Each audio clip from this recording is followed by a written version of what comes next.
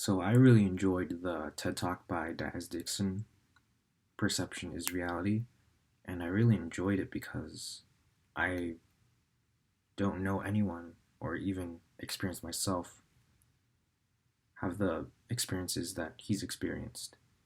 And what I mean by that is he shed a new light and a new perspective on me that I don't really have that much knowledge of. I don't know what it's like to grow up in the projects, and I don't know what it's like to go through a trauma like having your 6 year old best friend in kindergarten die brutally by murder. I don't know what it's like, and I hope to never experience something like that, or anyone for the matter. But uh, it was a new perspective, certainly was. And the concept that I decided to connect to this TED Talk was perceptual shortcuts. And the definition of perceptual shortcuts is the kind of perceptions exhibited by lazy perceivers who rely on stereotypes to help make sense of their experiences.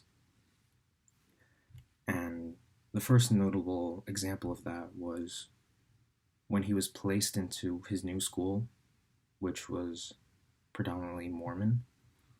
They didn't give him a test or see where his knowledge or his intellectual prowess was. They didn't do any of that. They just immediately placed him into a special ed or remedial class, and he was the only one there because he was the only black person there at the time.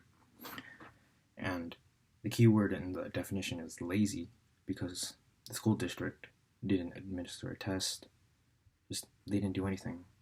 They just assumed that he was stupid or he didn't know much, so they placed him in a special ed class. And they also did it again in the future when his childhood friends, the friends that he used to go to school with, went to the school that he's at now during the integration period, and they did the same thing. They didn't administer a test. They didn't check their knowledge, their intellectual level. They didn't do any of that. They put them in their own hall where they were perceived as stupid, which sucks.